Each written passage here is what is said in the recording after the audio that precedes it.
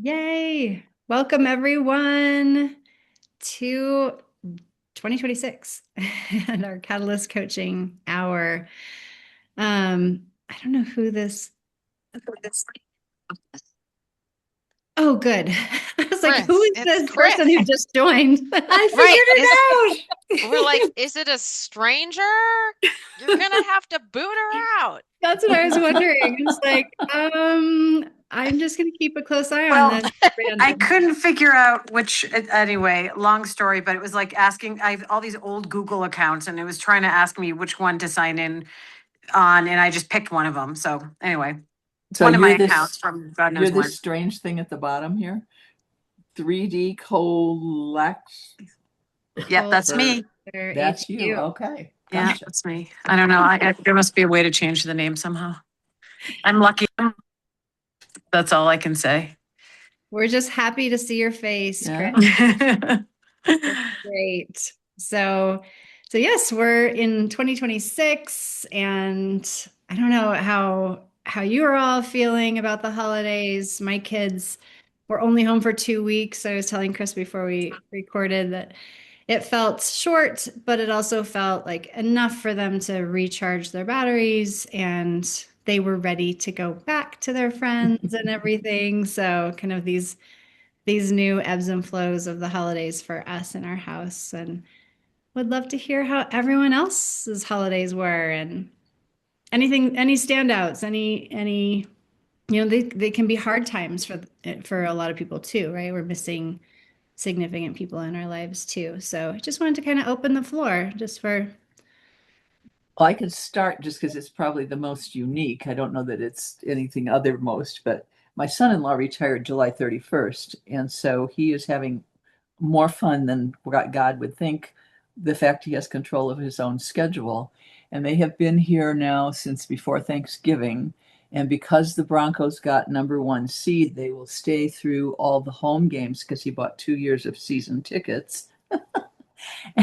And so if they're totally unpredictable, have no idea where they are because as my daughter says, it's nomad life or FOMO.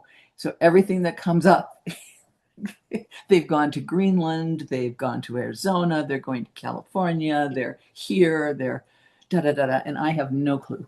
So I just kind of wait and see what's happening next. But Mm. that's been my holiday this year. He's such a Broncos fan?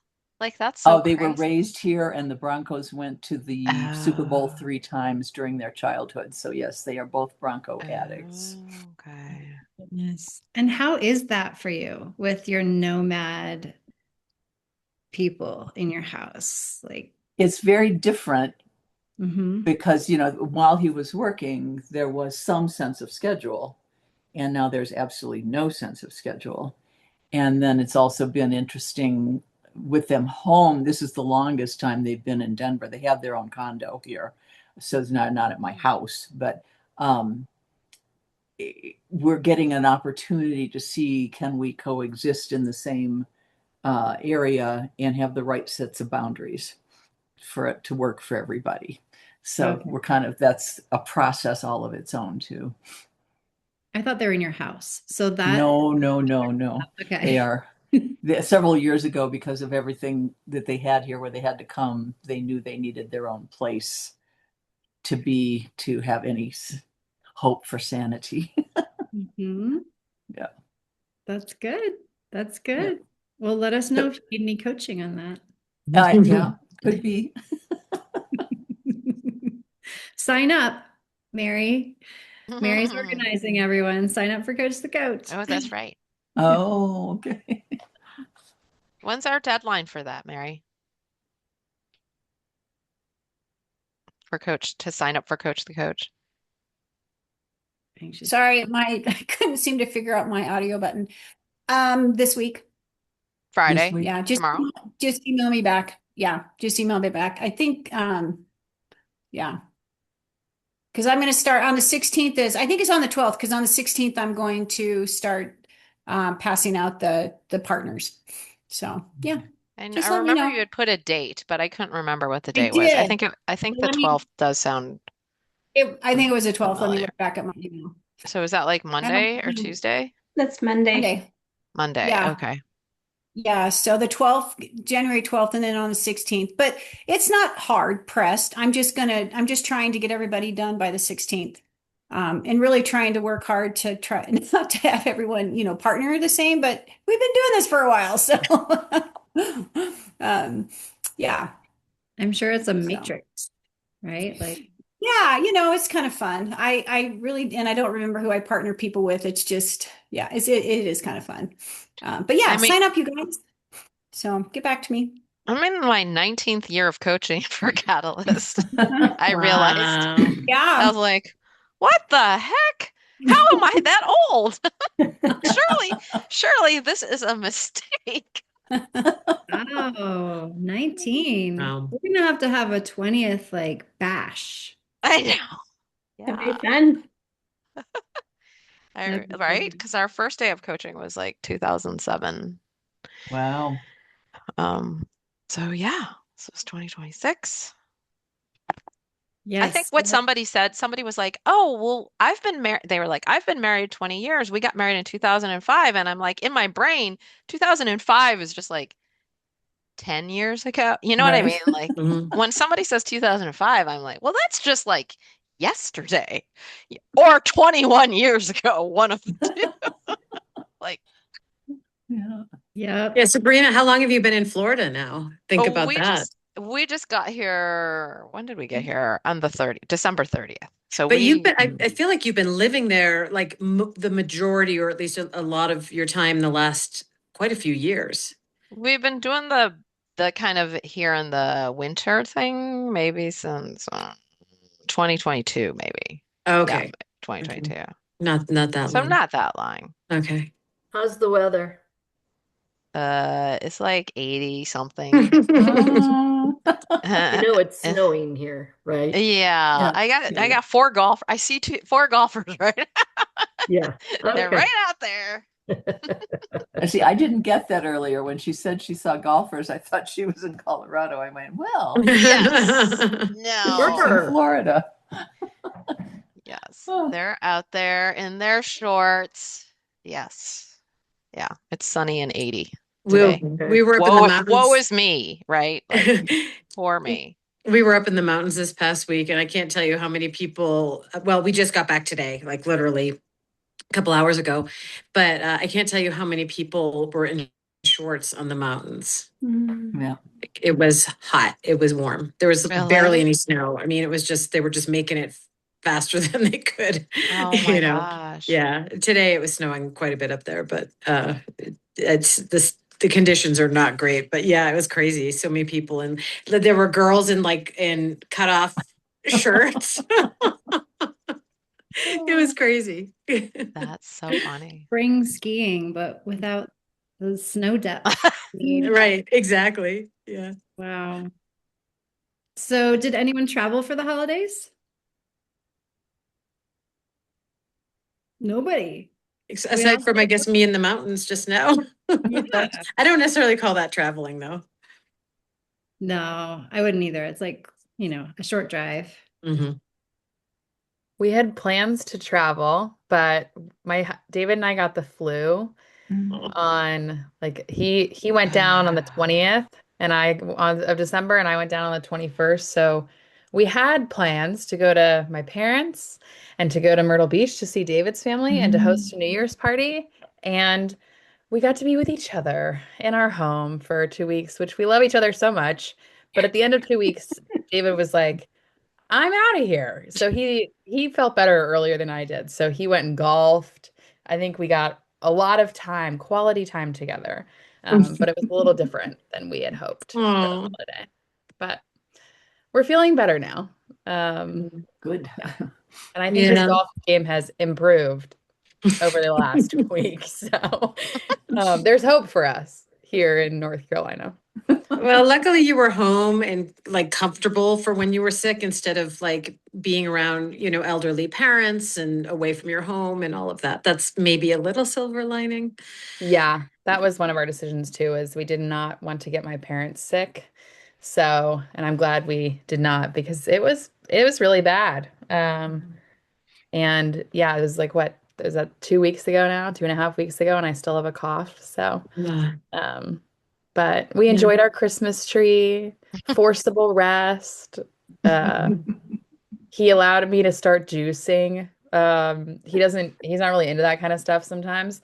And so, but now he's on board with juicing oranges for vitamin C. So I roped him in to a wellness thing in the new year. Sneaky, So it's very been, sneaky. yes, yes. He's one of those husbands where he doesn't like it if it's my idea to do something like healthy. I don't know if you guys have ever like experienced that with a spouse or friend or whatever, but if it's our idea, it's like the worst idea ever. But if like they come up with it or it just happens to be something that they're enjoying, then it's a good idea. So I couldn't get too excited about it. I just started buying more oranges, and he was like, "Oh, this is kind of cool." But so that was our holiday. You Um, have to make a new emoji and put it on your calendar, the sneaky orange emoji. I'll see what else I can inspire throughout Right? this. Yeah, we'll I don't see know where we why land. they fight us. Like why we wouldn't just present something without background, data to back it up and whatnot. Like, why do they fight us on these things? We obviously know a thing or two. Right. Because It's one this, end of the spectrum or the other. It's like my husband does not want anything to do with wellness practices. And then my parents are calling me and they think that because I'm in the wellness field, I know everything about it's like, what's happening here? And like, what's your perspective on like the flu season and public health? And I'm like, oh my God. So I like the balance. I like the balance. You get it from all sides. I do. I really do. But Did you yeah, get a flu shot? yes. Dang. Yeah. I don't know. I think I might have texted maybe Sabrina, but I don't remember who I texted around the Christmas, but my teeth even hurt. Like everything, like I was in so much pain. I've not been in that much pain in like a long time. And like there was nothing I could do about that. Like it was just, yeah. So Just yeah, think if I you wouldn't didn't recommend. get a flu shot. I know. That would yeah. have been 10 times worse. I know.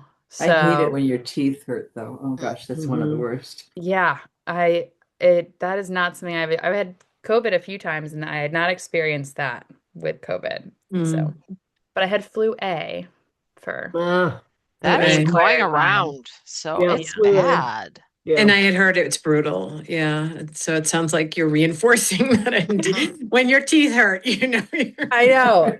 My parents called me Christmas Eve and they're like, "We're about to go to a party. How are you?" And I was like, "My teeth hurt. Drink a gin and tonic for me." Right.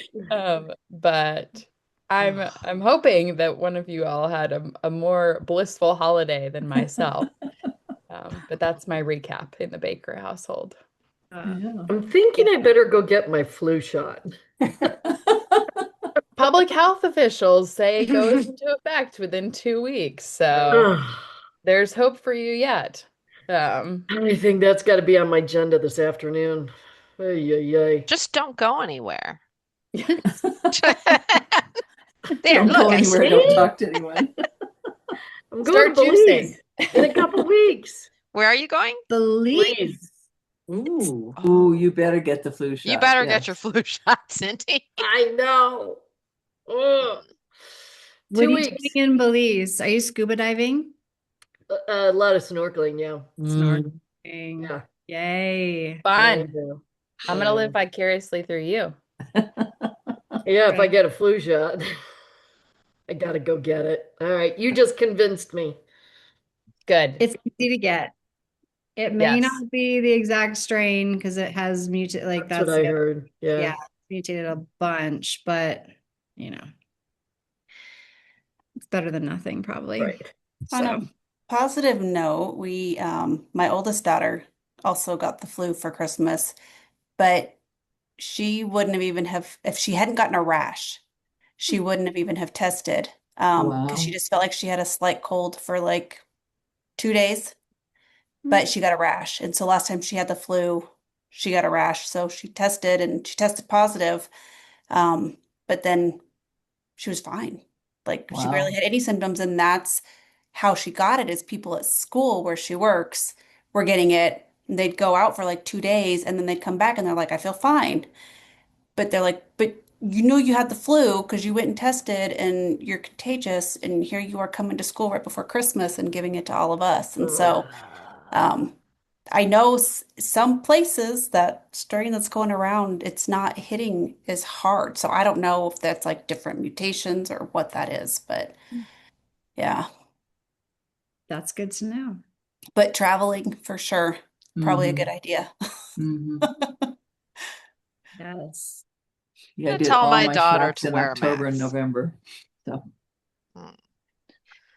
So, in addition to any coaching specific questions or, observations that you've had recently with clients or mentor coaching or any questions about mentor coaching we've kind of revisited a couple times, but there's so much to go over with mentor coaching. Well, I want to leave the floor open to that. And also, any other fun like social things like a big trip to Belize? Does anyone else have any plans for the beginning of the year?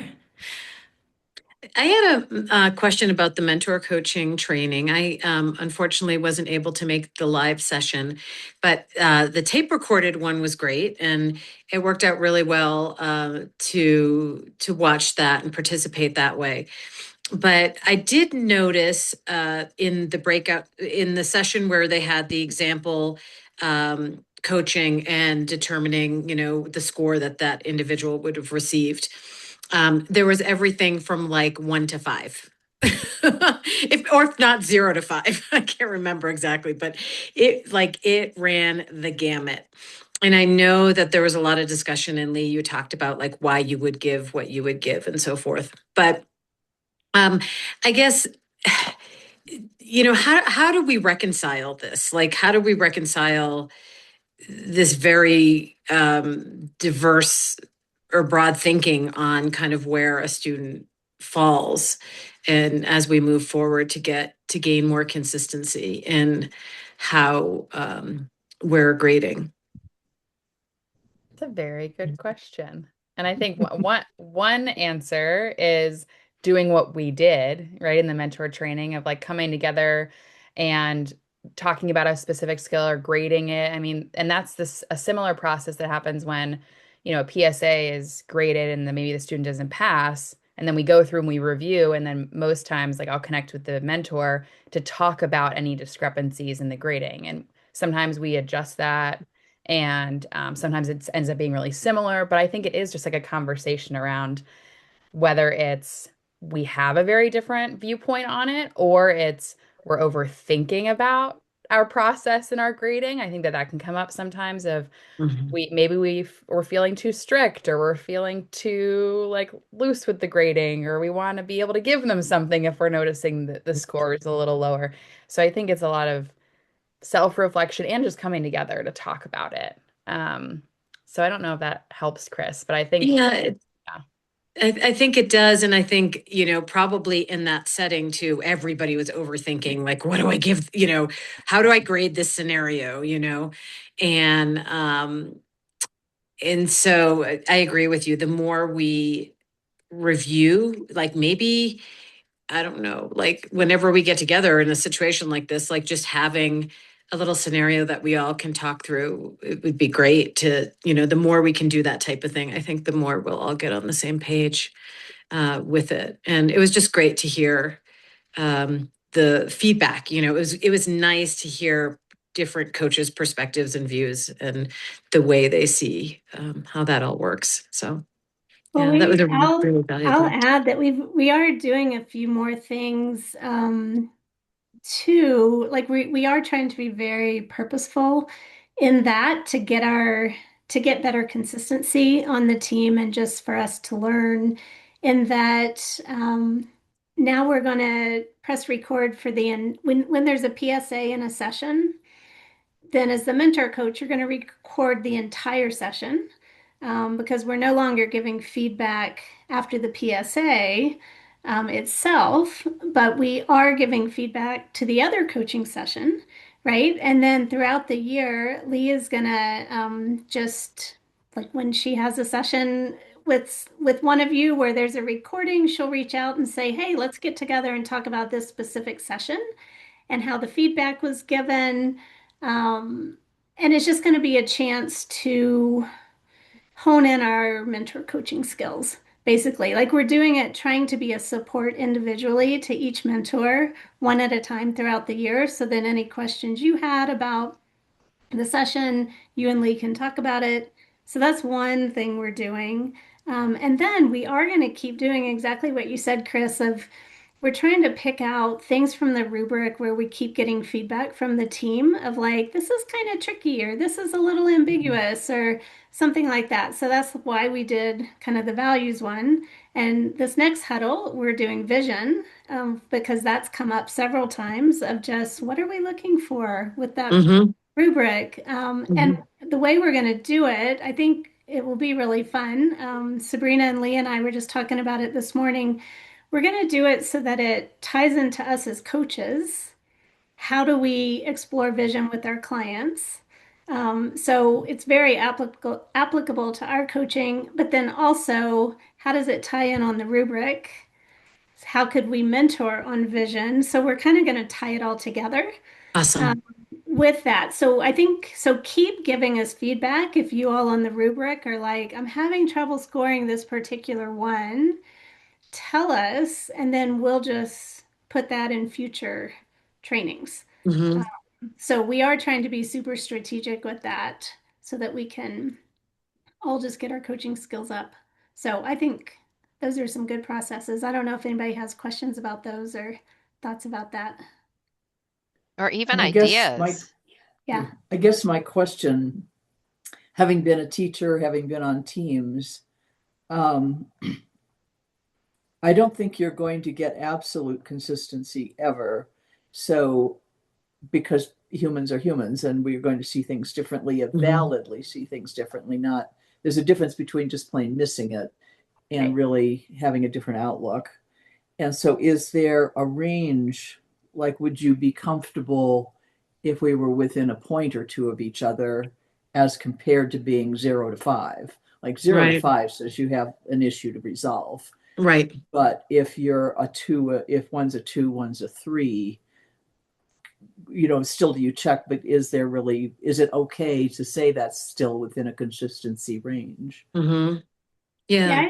I would say that yes, it is there is some subjectivity for sure. Um, what I would hope we would get to is within the similar column.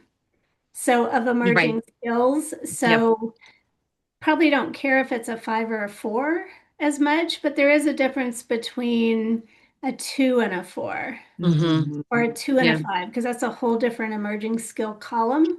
So I think what we're trying to do is get as close as possible to being in the same column. Um, so I Yeah. think that would be one. The other would be it's really hard to write the rubric to keep it simple and concise enough to put it on that form but have it explain itself well enough so that we all read it the same way. So I think Right. that's where a lot of the issues are. And even this one on vision, I think we're going to change the rubric. We decided the way it's written and clarify it. So I think that's a piece of it, Susan, is a lot of it is how we're reading the rubric and what we think it means. So it's Right. maybe not what we're hearing that's different, it's what we think we're supposed to be listening for. Right. Makes sense. So again, that's all based on feedback. So that's why we want to keep hearing from you. We're just going to keep making it better and better. And just playing with the language. That's something we were talking about this morning. We're like, I think we could word this a little different. That one little section on vision, we're going to change the wording a little bit before the huddle, which is in 2 weeks. So yeah, think of the PSA rubric is a it's just an always evolving document. We're just trying to make it better and better as we go through it. And then as competencies change, we adjust it. So thinking of it that way, I think is a good way to do it. Lee is really taking the lead on the rubric itself. Susie has also been trained specifically on scoring the rubric. They're the two that if we do a PSA and someone doesn't pass, like I love the process that then we have a second set of eyes on it. And then there's a Yeah. discussion, right? So it's, I don't know. I think that that's helpful. So we are getting consistency across the company by having the two of them really hone their skills on the rubric itself also. Mm-hmm. So on feedback, like and I can't give you a specific example, I just know it's happened. So would it be helpful to you if I kind of read the rubric and I kind of say, my situation doesn't really fit any of these, and here's where the difficulty is? Would feedback like that be useful to you as you're messing with the rubric Yeah, and you're wording I that? would suggest you send Lee a note and just say, "Hey, I got a question. Could we connect Mm-hmm. for just a few minutes?" And then just have a conversation about if you're trying to figure out how to do the scoring. I think that would be really helpful. And Lee, like, am I speaking out of turn here to say you like those conversations? I do like those conversations, and I've had them.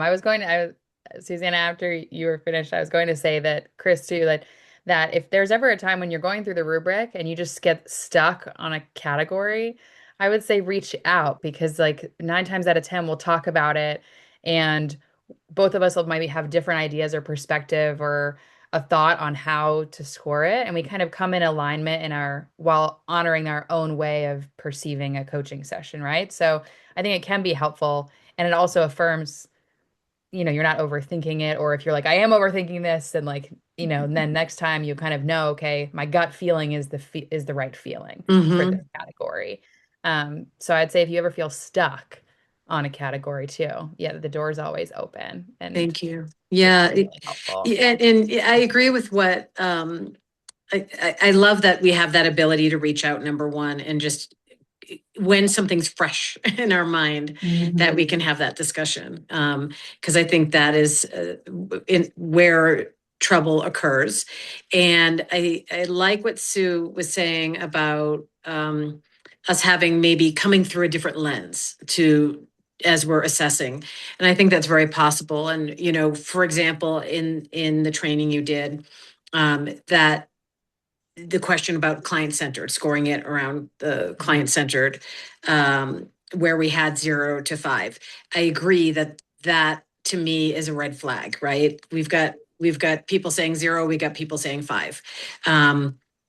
So it's probably somewhere in there, an interpretation of the meaning of client-centered, right?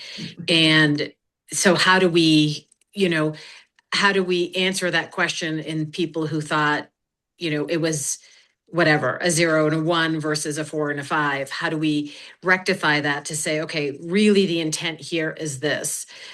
Because I think in that example, I'm trying to remember back, but it was like the coach was just, as you pointed out, like just asking a lot of questions. It was just like almost like collecting data rather than actually coaching.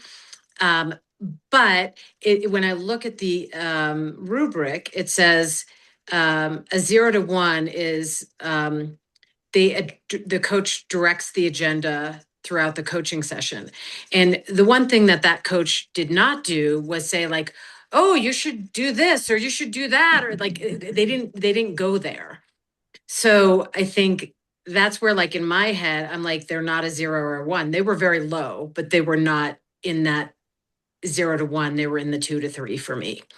And I still don't necessarily, like, I heard all the rationale as to why you thought, I think you said it was a 1, Lee. I'm trying to remember, but you were either 0 or 1. I can't remember. Trying to remember too. Yeah, it was either 0 or 1. It was in the emerging category. But in my head, I'm thinking, looking at the rubric, I don't see that person as a 0 or 1. I see them as a 2 or a 3. So that's where I'm still like, and maybe it's because I wasn't I was in one small group, listening to it. But I still don't feel like that's like rectified in my brain. Yeah, I think I mean, we've been like Susanna had mentioned, we focused on like the visioning line item category of the rubric earlier today to kind of talk about refining that to have a little more clarity. And I think there is opportunity in some other ones to provide clarity. I think I'd have to look back at my notes and the clip, but with the client-centered process, I think there may be an opportunity for some more clarity there because for me and how I think about a client-centered process is like I think off the top of my head, that audio clip was they were asking questions and the questions weren't even tied to the responses that the client was saying, which Yeah, means that it's not. in my perspective, the coach was taking kind of their own direction, right? They were asking these questions that weren't aligning with the client's statements. So there's a disconnect there, right? And so that Right. to me means they're being less client-centered because they're not actively listening to them. They're asking questions that aren't in alignment with the client's statements. I also see how the way it's stated in the rubric might not decipher a All thought that. process like that either, right? Mm-hmm. So it's like up to our interpretation. There's more ambiguity in interpretation of that, is what I'm Right. hearing. Yeah, Yeah. and because you can't write, like you were saying, like you can only write so much in this little Right. little Right. chart Yeah. of the rubric. And I agree with you very much so that the open-ended questions were not building, even though they were fact-finding things, like not coach-like questions, if they at least were building off of what were previously stated and kind of showing active listening. And that's the question, like, does that belong in the active listening section? Does that belong in client centered? Like where, because they all kind of cross over, right?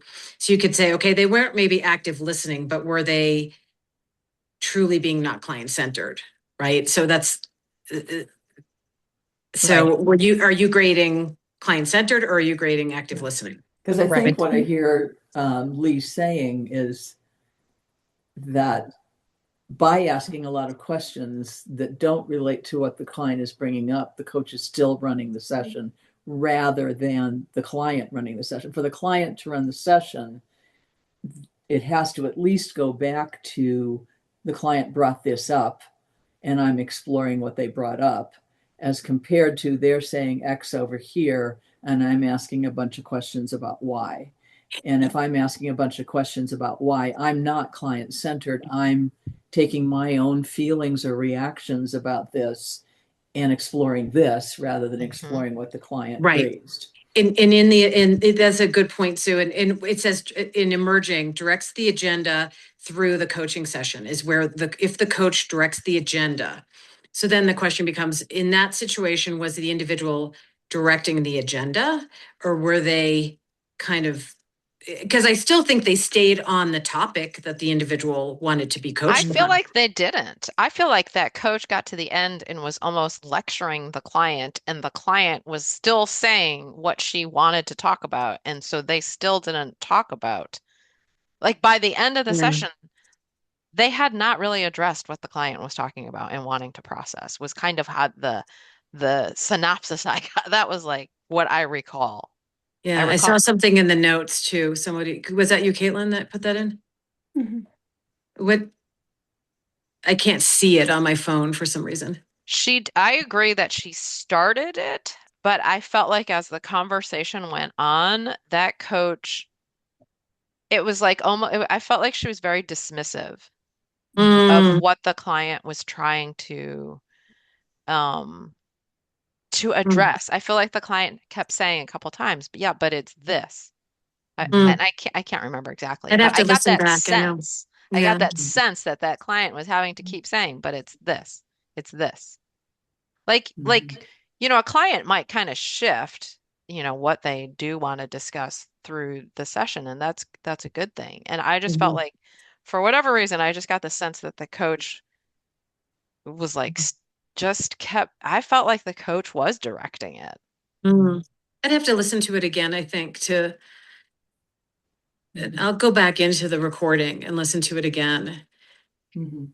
I think Because the other thing regardless, though, that's I think making this is me, really good because I think if we can take certain skills out of the rubric, Lee, you probably see which ones seem to get the most variance in grading. And mm, Mm, maybe we can focus, like I said, we're doing the visioning one in 2 weeks, but like focus on these ones so that we can come together. It's not all the skills on the rubric, right?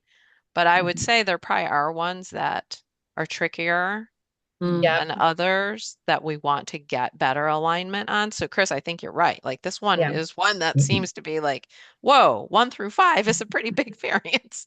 Yeah. We need to figure this one out as a group. Yeah. Because I and- remember being shocked that at the zero. I remember being shocked at the zero. And I'm like, I don't think they were that horrible. Um, but they were pretty bad.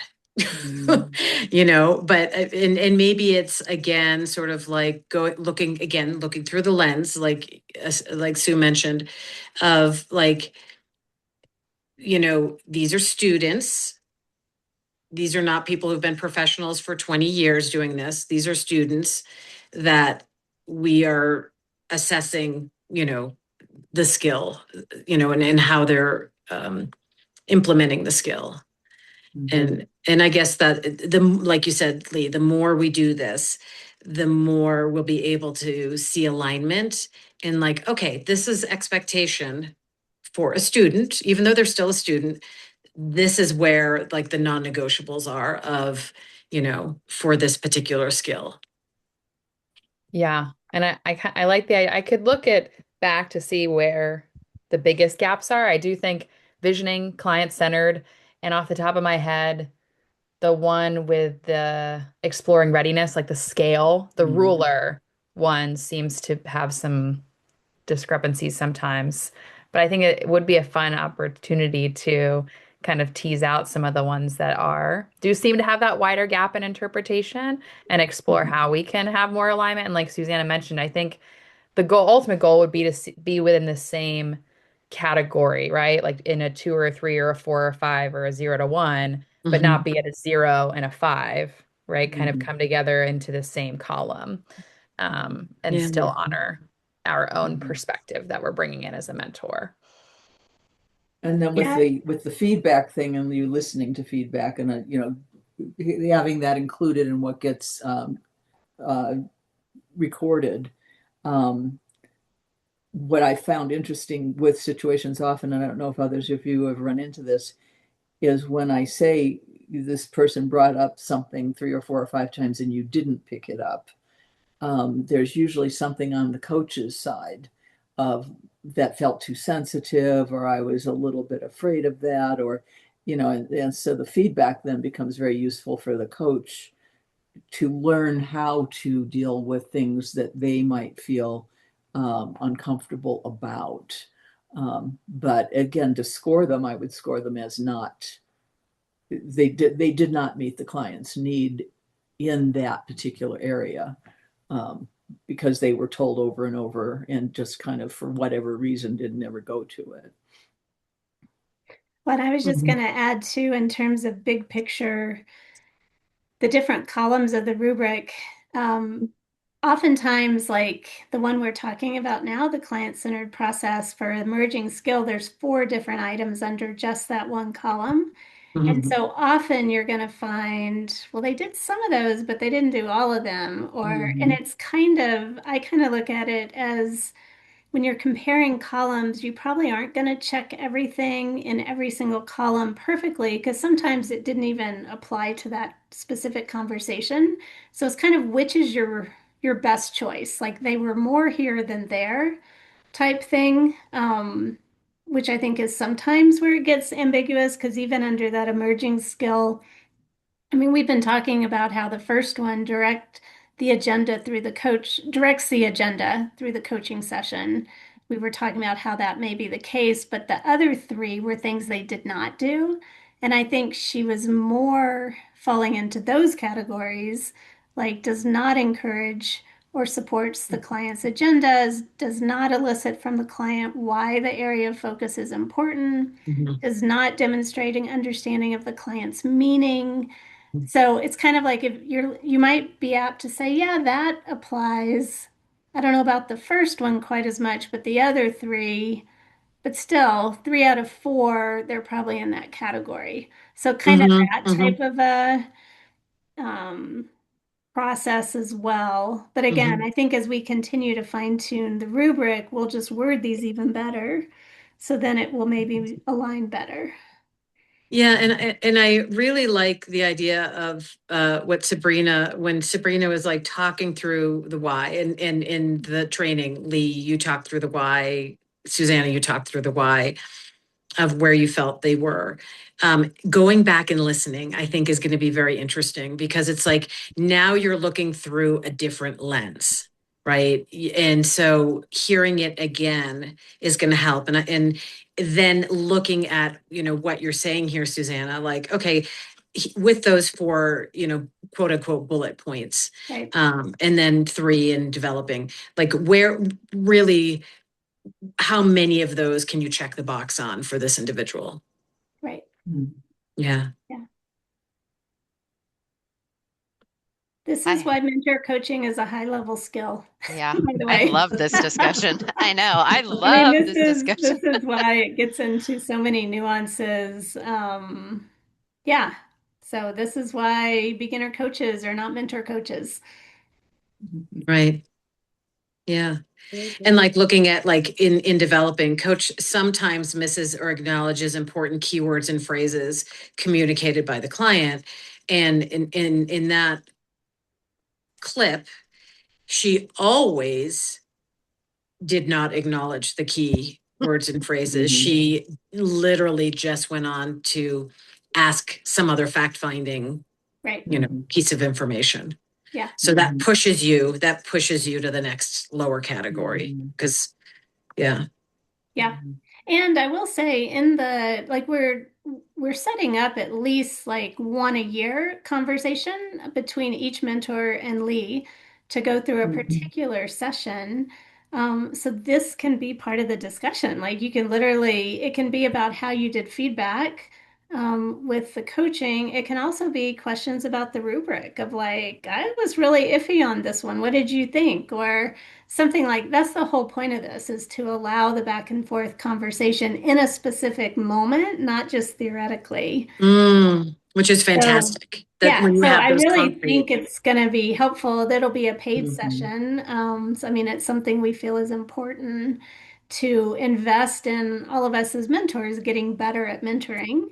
So, I think it will be a great addition. That we're going to do this year. So that's our goal is for That's everybody great. to get a chance one time during the year for a paid kind of let's talk this through.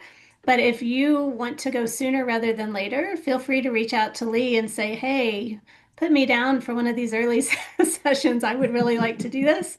Because there's no rhyme or reason to order. It's really just when recordings happen and when it works with the schedule. But she could go with you quicker if you wanted to. Excellent. Thank you. That's great. And I do think discussions like these are so illuminating, right? To really parse out, what the rubric actually says and what the person in the recording actually said. So if we can incorporate those in future meetings, that would be great too. I just had a quick question because I'm noticing the updates in the guidebook that on page 8, the PSA that we will not be giving oral feedback, but then I thought we were supposed to be recording. I'm confused about because I thought we were recording our feedback and that, or is that a different session? That's a good question. So we did make the decision to not provide oral feedback for the PSA. However, in because of the so most, not all the time, but most of the time, there's more than one session going on in that block, right? You have like a PSA, and then maybe someone has a third session or a second session, or a listener decides to do a practice session. You'll start the recording as soon as you open GoToMeeting, and you won't turn it off until after the entire session, like the block. So it could be that like when I look at the calendar, I see, oh, there's a recording and Megan had, a PSA and a practice session with someone as their third session. And I would choose that one to do the feedback on. Or, because this is also a new way that we're kind of wrapping up a PSA, we can also talk about like, oh, that felt really clunky to be like, I can't give you any feedback, and this is the next steps. And so we've provided some language in the guidebook about that, but I mean, there's an opportunity there if you're like, Lee, this feels not great to talk about that too. But the idea is that like most of the time there's going to be another session in that recording, and then I'll pull from that one. And then we're always listening to the recording if the student isn't passing, because that's how we review and regrade the rubric and kind of see what happened. Right. Does that help, Megan? It does. I just can't Okay. get my mind around not giving any feedback to someone who just did their PSA. And 'Cause how they they're going to feel. tell me something, Because right? Like, they're used to feedback every step along the way. And then all of a sudden it's like they're nervous about it. They want to know if they pass, like they don't want to know if they pass, but they want to know like something, like some kind of reaction from it. And then it's like nothing. Well, I Yeah. think that and Lee did provide some potential wording and again, play with it so it's in your own language, but I think it's all about expectation. So I think if you start the session and you just let him know, because it's your PSA, obviously I have to score this, so I can't give you feedback after. So just know that, right? So they're not expecting it, so that it's not like it's this we're being mean or we're being something. And we talked about this quite a lot. The reason is we had numerous people where in good intention, as mentors, we gave them feedback that made them think they passed, and they Mhm. didn't, and it was devastating. And we don't mean to do that as mentor coaches. And because that had happened multiple times, we really made this decision. Instead of trying to figure out how to give the appropriate feedback in the moment, we just won't. We'll just set it up at the beginning that because it's your PSA, we can't give you feedback after, but you'll be getting a full report. You'll actually get the rubric. You'll get specific feedback. You'll get your score.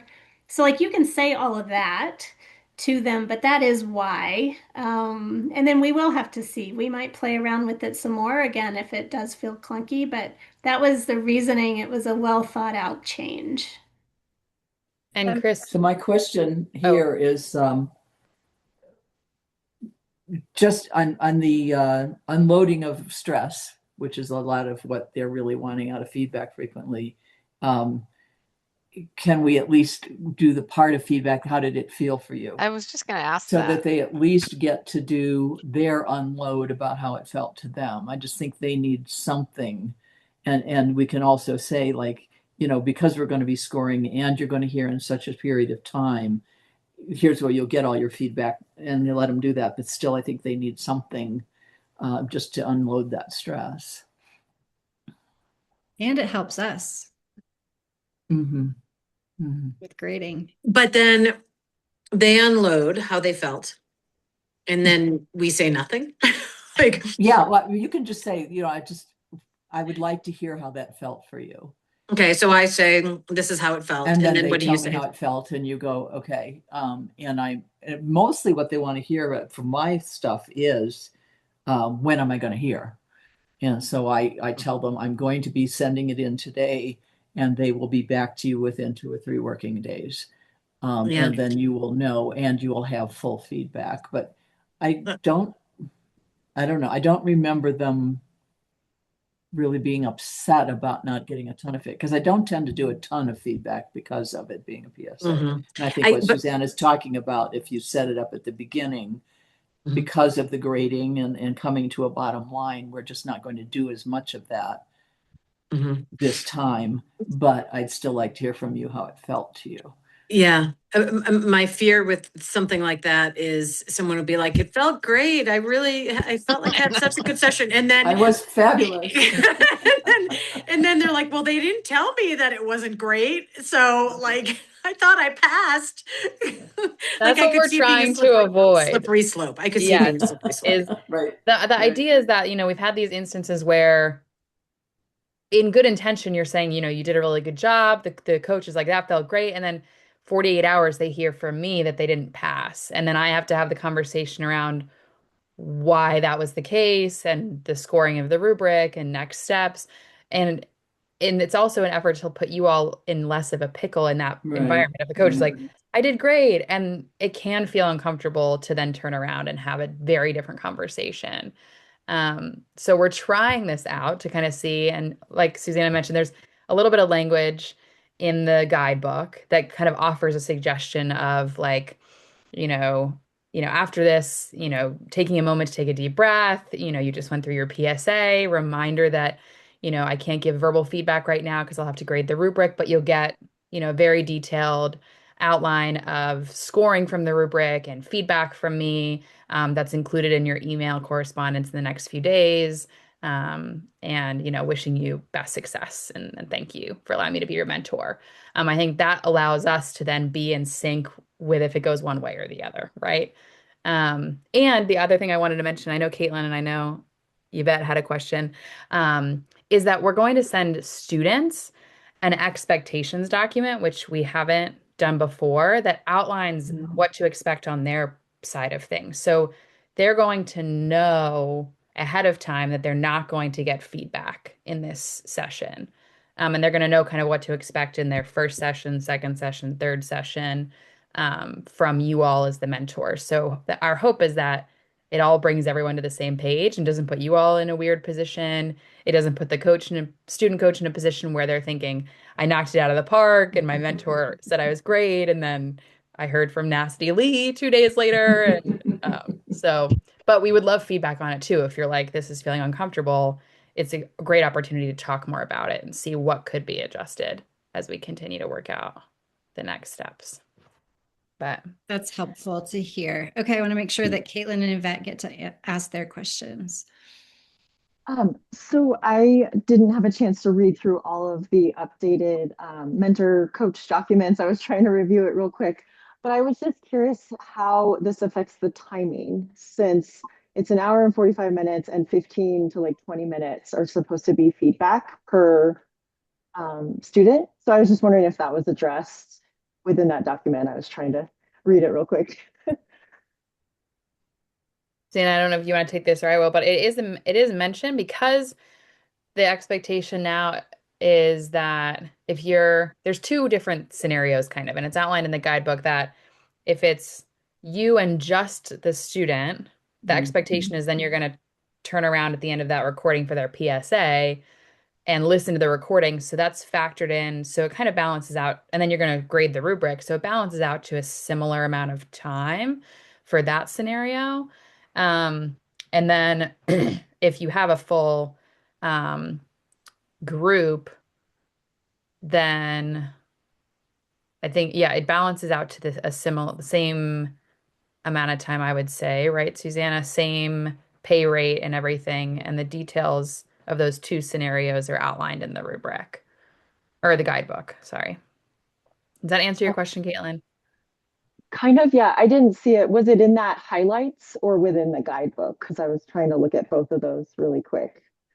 I think it's in the highlights The because highlights. it is a Okay. change or a clarification in how we're spending time since we aren't giving that verbal feedback for someone in their PSA. But there is the expectation that you go in to go to a meeting and watch the recording if you are the one Who got with coached. the student. Yeah, Right. or coached by So the that student. one you are ending sooner for sure. Yes. If it's Yeah. just you and the person doing their PSA, then literally you set it up, they do their PSA, you say thank you, and you get off the phone with them. And you still charge the same. So we're not going to have you like, well, it was, 47 minutes, so it's prorated to this or anything like that.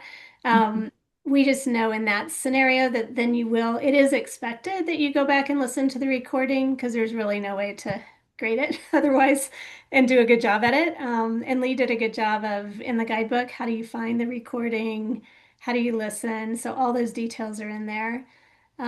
What you may be asking, Caitlin, is if it's Two just a regular students. session, two people, one person does the PSA, Mhm.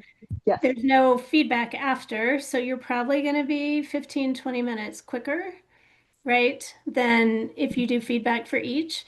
So I would say, again, you're not setting a stopwatch or clocking in and clocking out exactly, but keeping in general, we want them to be an hour and 45-minute sessions. That is counted into their hours for the program. So I think it just gives additional time to, we have a few more minutes. What other questions can I answer about coaching, or how are things going? Or if you know they're going to take the board exam, for example, how's that process? Or like you could just open it up. So not that you're sitting there in awkward silence, weirdly. If you need to end the session, you know, you don't have to be like, I got to fill 3 more minutes or something like that. But the general idea is that hour 45 for them, and just open it up to other conversation or their next step, or where they planning to coach, or any questions they have for you as a mentor coach, those type of things. Is Okay. that kind of what you were wondering, Caitlin? Thank you. Yeah, just because the kind of timing came up, I Yeah. think in the last coach consultation hour, so I thought it was good to circle back on that. Yep. And that is why we made the changes, actually, was based on y'all's feedback. So yeah, we clarified it based on that. So yeah, thanks. Thank you. Sure. That's great. And I know it's just after 2 o'clock, so if anyone needs to hop, it's great to see you, but I want to make sure that Tammy gets her question answered too. So I actually don't have a question. I just wanted to share something with everyone that I thought was funny that they could appreciate. And it might be a great way to wrap this up. But, last month, Brad talked with he had a talk with all the coaches at Hinge Health. And afterward, we have like our Slack channel where everybody pops in their feedback and everything. And everybody was saying how great it was. And Brad's so awesome. And then one gal said, I need more Brad Cooper in my life. It just stuck with me. I thought it was so funny. It was just fun to hear like That is funny. outsiders' feedback on him and how that went and everything. But yeah, Yeah, I just wanted to share. that is fun. Yeah, it was interesting. So after the retreat, one of the retreat participants from Hinge Health asked if Brad would do a version of what he did at the retreat, speaking for the Hinge Health team. And so it was a lot of people, a lot of coaches. We got it approved as a CE from the MBHWC. Yeah, so he just did that. He said he appreciated seeing you pop up, Tammy. He's like, oh, I recognize a face on there, but I will pass that along. He will love hearing that, Tammy. Yeah. When did he do that? That's cool. A week or two ago. Yeah, I think it was like the second week of December. We do like Coach Fest, and so they Okay. have, a couple speakers and yeah. Yay. It was kind of moving from transactional to transformational coaching.